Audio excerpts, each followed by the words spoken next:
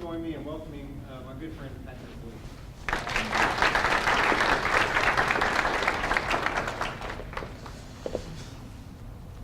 Howdy. That worked exactly like that when I was in New York at the Yale Club speaking. And I said howdy, and they said hello and all those other kinds of things. Being a Texan and a Texas Aggie, when we say howdy, people usually respond with a robust howdy. So let's try this again. Howdy. Howdy. There you go. See, that works. And I don't have to call you guys damned Yankees, because that's what I said in New York. Nobody's... from New York. No. Okay. Then I won't tell the other joke that goes with that. No, I'm kidding about it. Good morning, and thank you for the opportunity to be here with you at Temple College this morning. Let me just start off by saying thank you to my good friend. Do we call him Professor Cabanis here on campus, or Yeah. Mr. Cabanis? I call him Rob. Is that okay today? Rob and I met when he was a sophomore at Texas A&M University, and he was attempting to get some financial aid. I was in graduate school working at financial aid, and he wanted some free money, and I think we found a little bit of free money, but a lot of loan money that we were able to give him. And as a result of just that meeting, he and I became the very best of friends. And so we were having dinner last night and talking about this morning and about his career. And I have to tell you that you have one of the finest young men that I've ever known in my life as a professor, mentor. But more than that, we spend a lot of time talking about you as students and your futures. And I cannot express to you how much this young man cares about each of you and what you have the opportunity to experience. But more importantly, what you have the opportunity to do with your lives if you have a solid path and foundation from which to launch those lives. And so, again, I want to say thanks to you, Rob, for this incredible opportunity to be here at Temple College, and just applaud you for the life that you've lived and the things that you've overcome and the success that your life reflects. So thank you.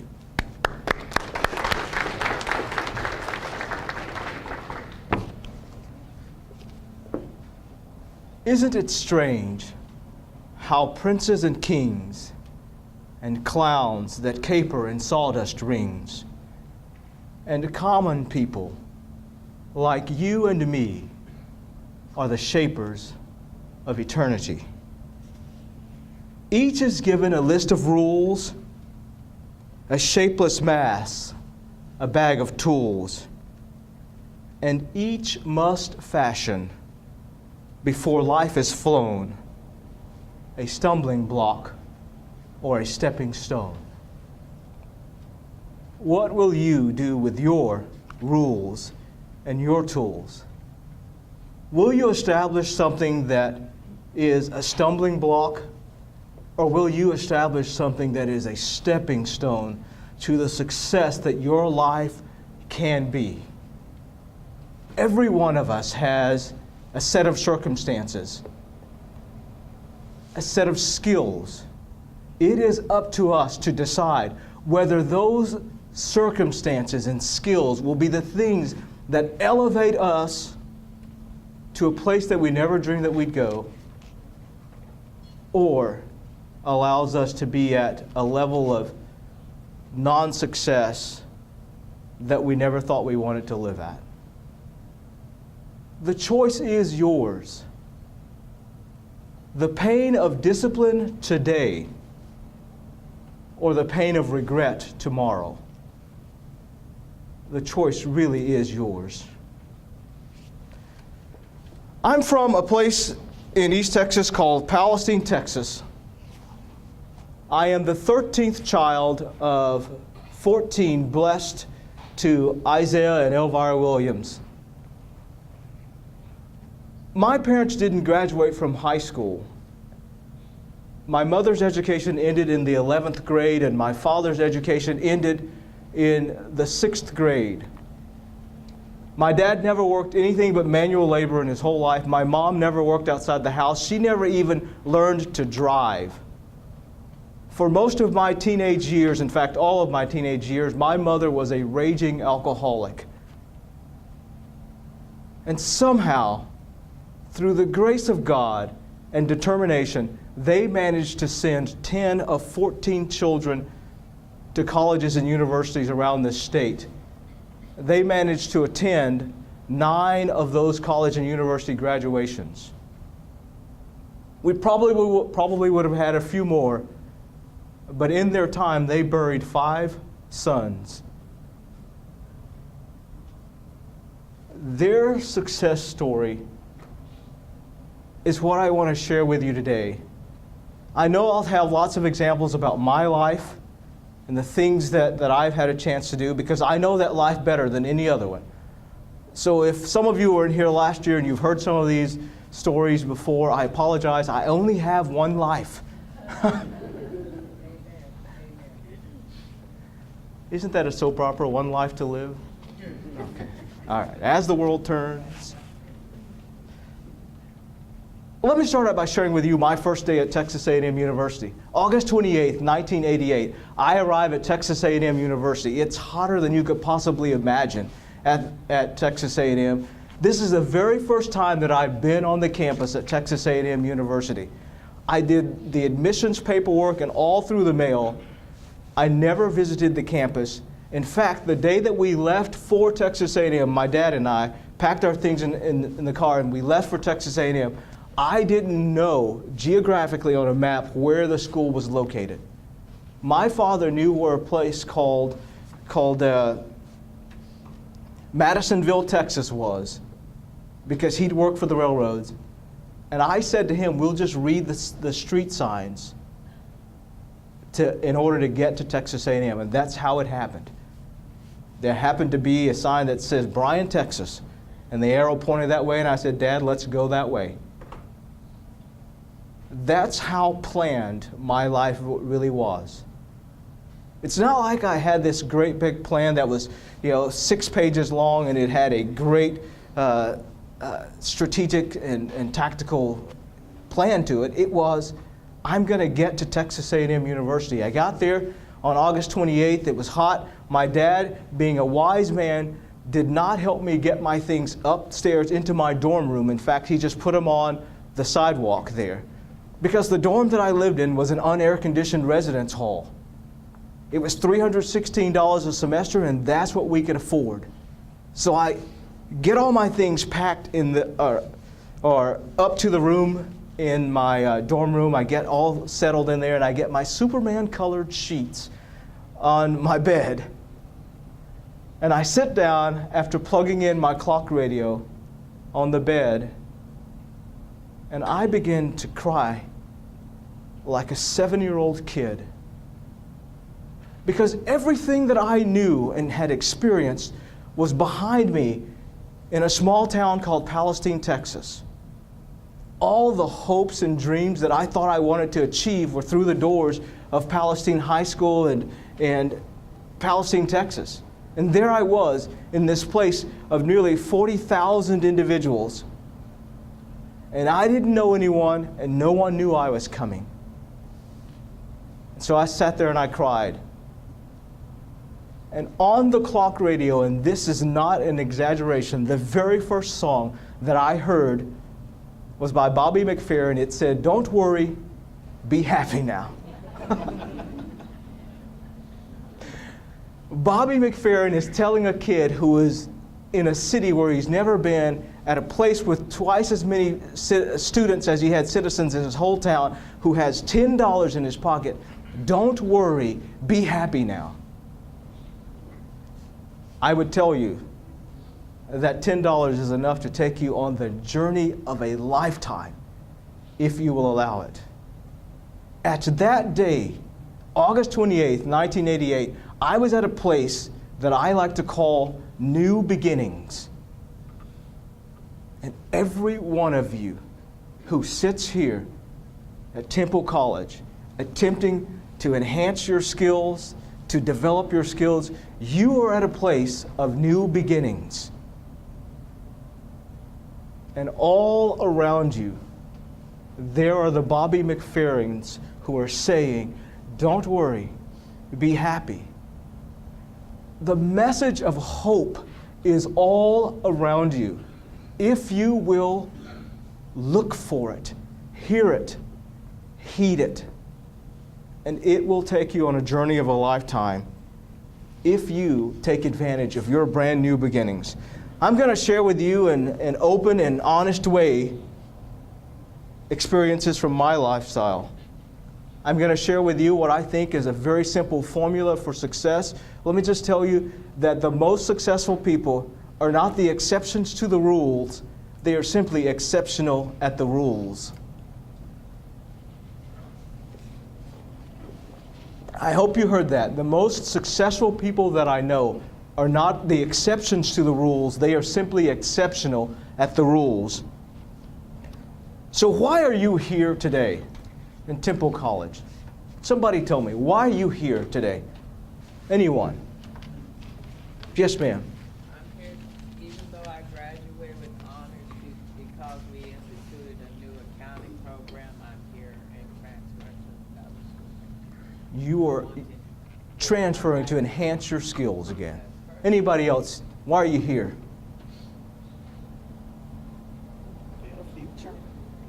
A better future, absolutely. You are here to increase your chances of success. My mother told me a simple thing about success. She said success is not a point 20 years in the future, but rather a daily journey full of joy and love. Success is not some point 20 years in the future, but rather a daily journey full of joy and love. And so I just want to tell you about the things that successful people do as a rule. Successful people live by a set of values. And I didn't invent this myself. I stole it from one of my supervisors at a company called Northwestern Mutual Financial. 5 to 9 simple values that guide the things that you do are important to whether or not you're going to succeed. How many of you know today what your 5 to 9 values are? And you can articulate those. Because I tell you, if you don't know where you're headed and what's going to guide you, you're going to wind up anywhere. And so I'm going to share with you my 5 values. A, associate with achievers. The power of association is huge. The people with whom you associate will do more to determine your trajectory of success than you could possibly ever imagine. When I went to Texas A&M University, I had no idea of the successful people with whom I'd have the chance to interact, but I interacted with them anyway. And today, one of my closest friends is a district judge out in the Hill Country. A district judge really is only 2 steps away from the Supreme Court of the U.S.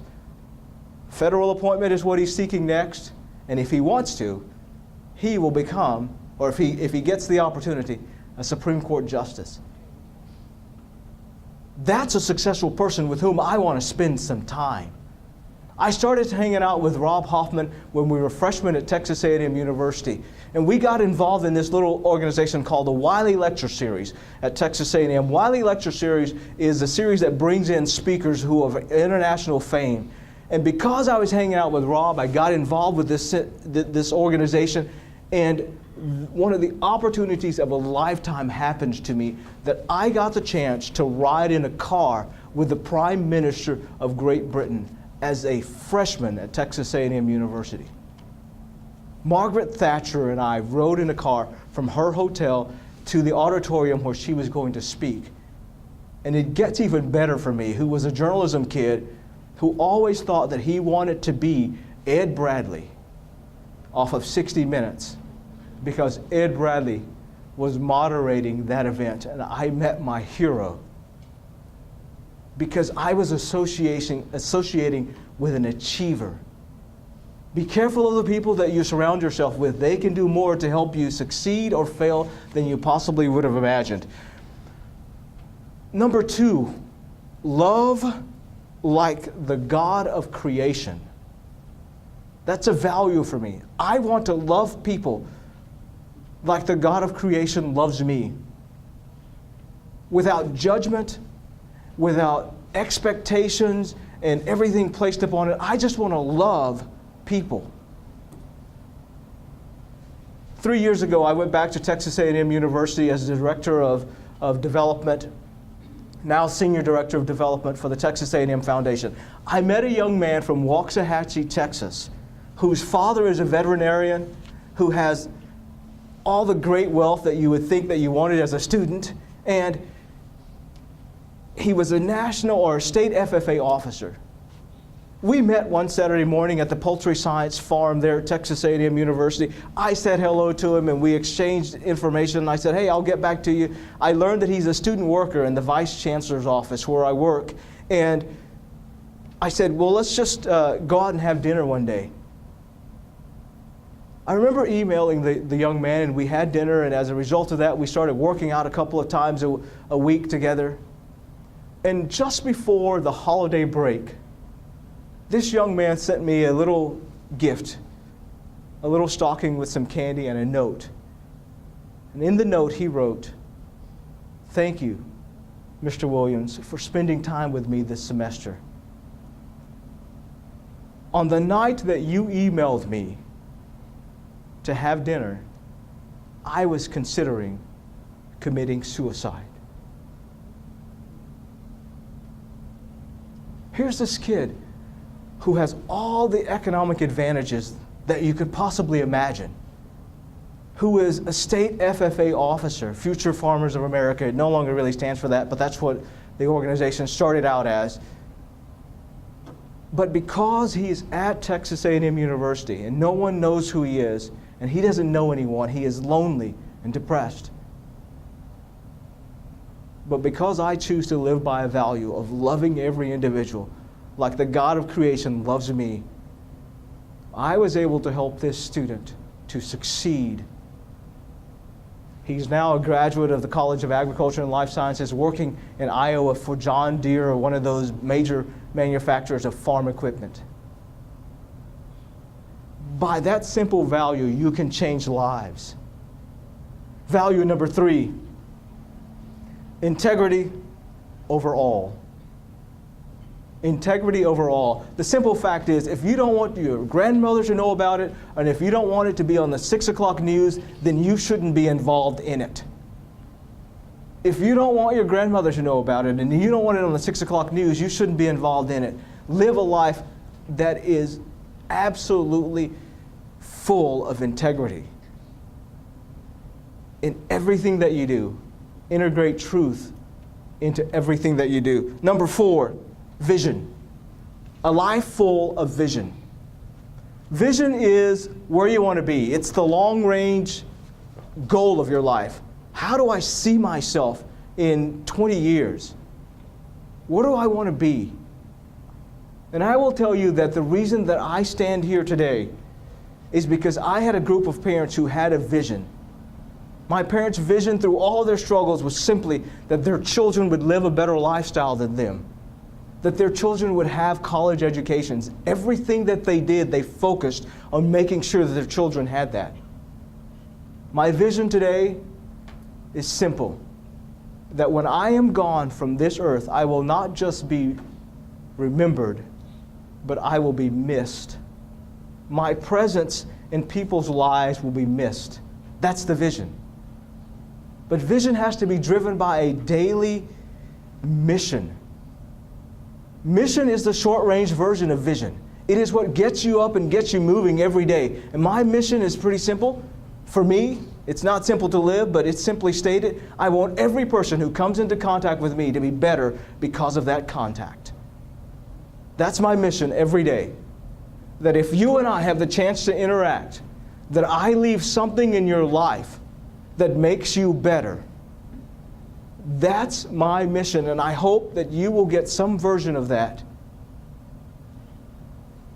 to help people to be better, because those kinds of things lead you to your own personal success. And last, an E, for every experience counts. Everything that you do should count and make a difference in your long-range vision. And if you put those in a little acronym, it's simply ALIVE.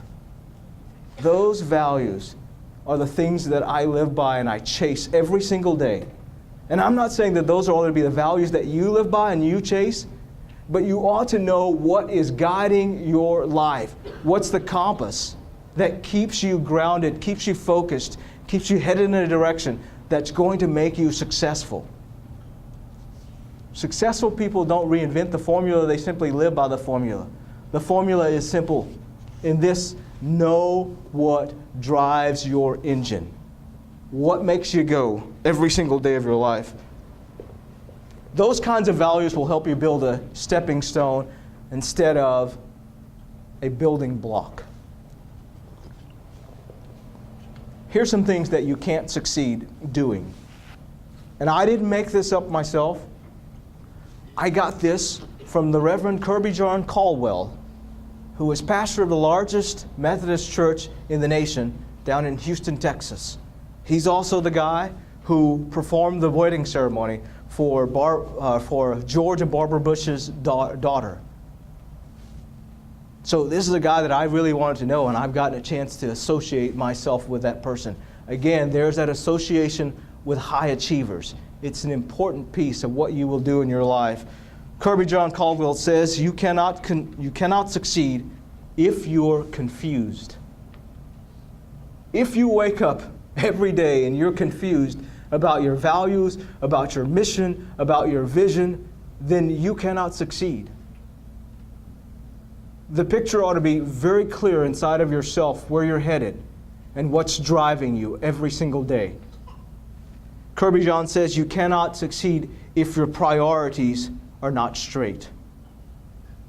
If your priorities aren't straight, then you're just not headed for success. And then he said something that I thought was pretty strange, because we've all heard those great conversations about priorities and values and those kinds of things. He says, you cannot succeed if you're tired. If you're tired, you cannot succeed. And then he went on to say that the greatest instrument that you will ever own, the best asset of your life, the strongest tool that you ever have is your own body and mind. It's your best asset. You must protect, nurture, and use that tool as if it were a billion-dollar enterprise, because it is. Every dollar that you will make is a result of how your body and mind operates. Protect it. Kirby John Caldwell said to me something that has really transformed my life. He said simply, when you sit down to dinner, realize that you are doing more than filling the body. You are fueling the body. He said, when you go to wherever you're going to go and do the things that you're going to do, remember that you're doing more than just filling the day. You are fueling the life that you want to have. Make sure that as you're in class, or that as you are doing the physical things of the day, that you are focused on fueling your future instead of filling time or filling up the body. There's a huge difference in the two. Fuel gets you going, gets you to the place where you want to go. It helps you to succeed. And so, when you're looking at your life and just the daily activities, that body of yours is the single greatest asset that you're ever going to have. Protect it. Treat it as if it is a billion-dollar organization. because it will lead to your success. Kirby John says that your vision, mission, objectives, structural systems, and the people in your life should all align to make sure that you are building a stepping stone in your life. Your vision, mission, objectives, structural systems, and people should align to make sure that you're building a future. I know a couple of people who didn't have all these technical terms in their lives to help them succeed. My parents. But they knew where they were headed. There were a few bumps along the way, but they were absolutely focused that their kids were going to live a better life, and they were going to be determined that we were going to succeed. They themselves had lots of beginnings, new beginnings in their lives. Should we leave or stay? Time to wake up. They were absolutely determined to have lots of new, of great kids and all those other kinds of things. Here's some of the things that happened in their lives. In the 6th year that they were married, my dad lost his job at the Pearl Distribution Center. And back in the 1940s, 50s, when they were married, it was difficult for young men of color to get jobs.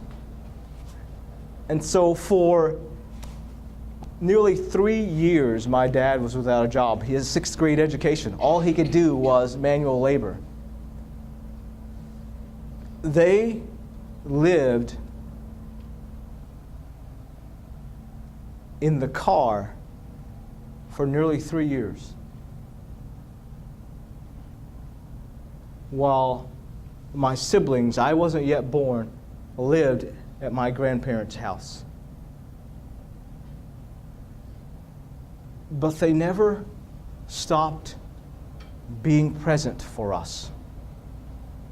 They never stopped dreaming about what we would someday be. They never lost focus of the long-range vision, although the circumstances were incredibly difficult.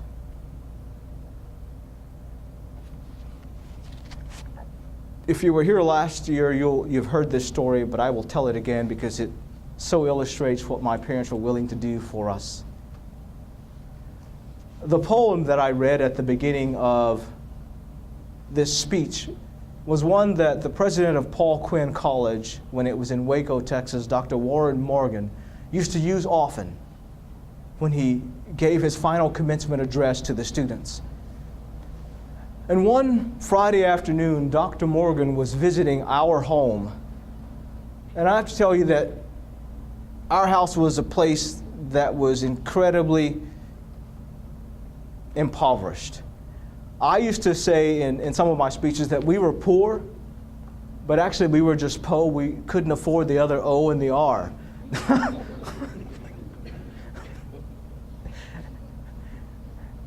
And Dr. Morgan was there at our house. He was visiting because my brothers Jackie and John were at his college and sitting in the living room, and he said something that my mother and I never forgot. He says, "Miss Williams, I have never been in a home where love was more tangible than it is right here in this home."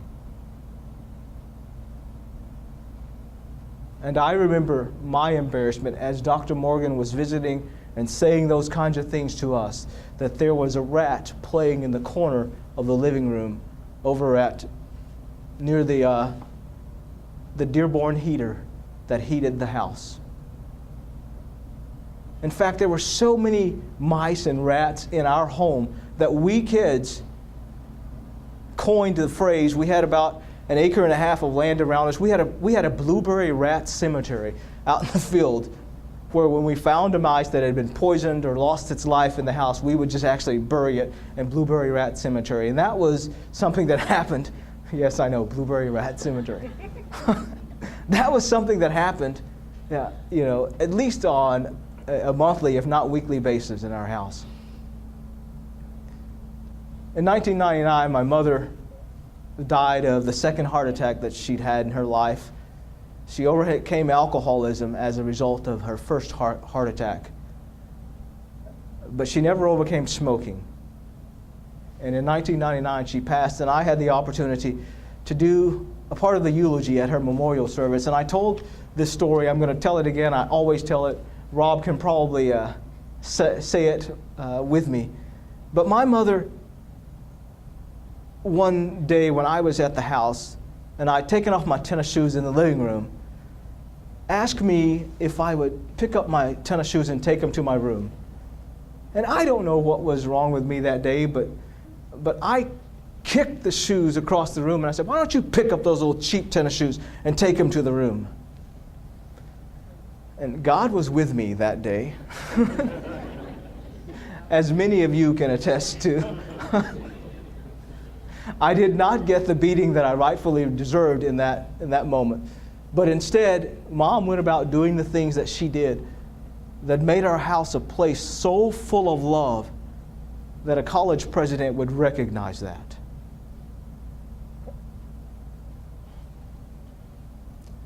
I don't know what I was doing that day. I was, lying in the floor watching television, probably watching Different Strokes. It was one of my favorite sitcoms on television, because what I always wanted to be was the kid who was rescued by the rich millionaire and got to live in the penthouse in New York and enjoy all the finer things of life. But instead, I think that God has an incredible sense of humor, because what He did to me was He made me a conservative Texas Aggie who cannot rap, dance, sing, or play basketball, and put me in an all-black family and said, here, you survive that. I mean, I tell you that I literally get heartburn from eating fried chicken. And seriously, hold it together over there, hold it together. But later that day, I went into my mother's room and was going to go and talk with her about something. I entered her room, and then I stopped right at the door. And before I entered, I saw her doing what seemed the strangest thing that I'd seen done. I saw her with a piece of cardboard and a permanent marker trace the outline of her foot on the cardboard. And then she did it with the other foot, and then I saw her pick up the cardboard and cut out the outline of her foot. And then I saw her take her shoes, which had holes in the bottom of them, and use that cardboard to make soles for her shoes. Because what she'd done just 10 days earlier is spend her last $15 on a pair of tennis shoes for an arrogant young man who had no idea of the kind of sacrifice that she was making, so that someday he could come to Temple College and talk about vision and mission and the things that he's had the chance to experience in his life. That, my friends, is an absolute focus and determination on the behalf of my parents. And I'm not saying that all of you live in a household where that is the case, and that you don't have the economic opportunities like I didn't have. But what I am saying is that somewhere, someone is making a sacrifice for you, and their best hopes and dreams rest and lie within you. You are their mission. You are their vision. You are their dream come true. Because of my parents' absolute determination, they did live the American dream of home ownership.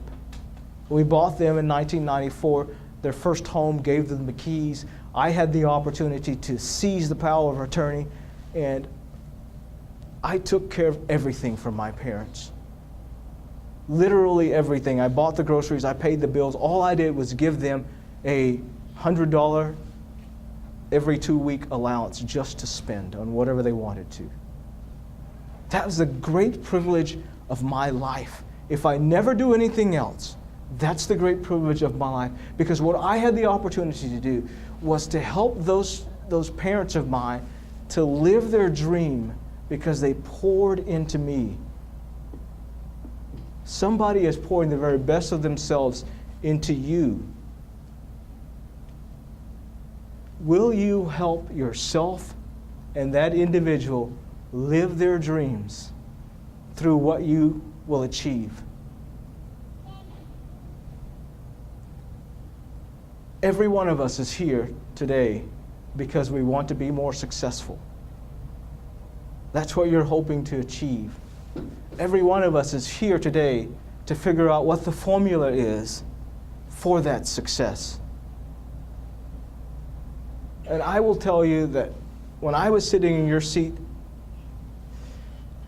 Dr. Smith and I were talking about it just a few minutes ago. When I was sitting in your seat, we thought that every person that came before of us with a speech or was a professor had their whole lives planned out and had everything in order. And that's not the case.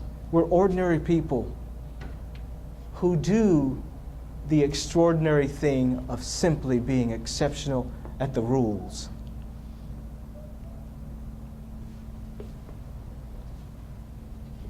One afternoon,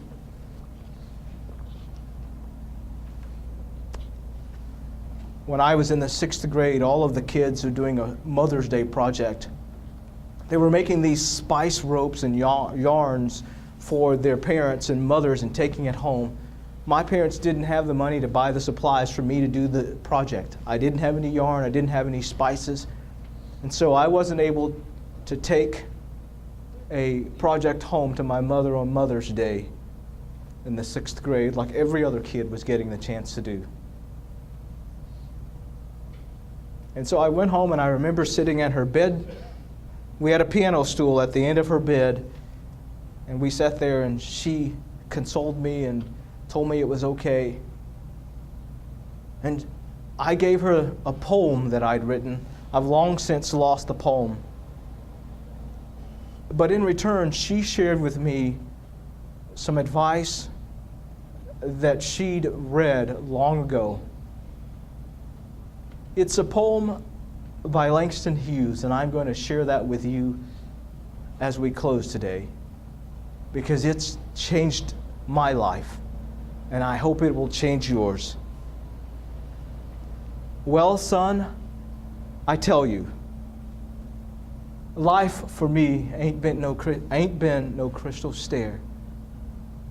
It's had tacks in it, and splinters, and places with no carpet on the floor.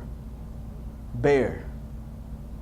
But all the time, I's been a climbing and reaching landings and turning corners and sometimes going in the dark where there's been no light. So boy, don't you turn back. Don't you sit down on those steps, 'cause you'll find it's kind of hard. Don't you fall now. For I's still going, honey. I'm still climbing. And life for me ain't been no crystal stair. It may not be easy. And no matter what your economic circumstances are, I doubt that it is. But don't sit down on the stairs. Don't allow the circumstances of today to rob you of your tomorrow. Because the future belongs to those who learn that it takes foresight to succeed. That plans never work unless they are designed to fit the need. The future is like a building. Each parent or teacher is an architect. Each student is a building block. It is upon character that all must rest, rise, stand, or fall. If you build on a block of solid character, the future is yours, young people. Stand tall. Thank you for the opportunity this morning. Be blessed.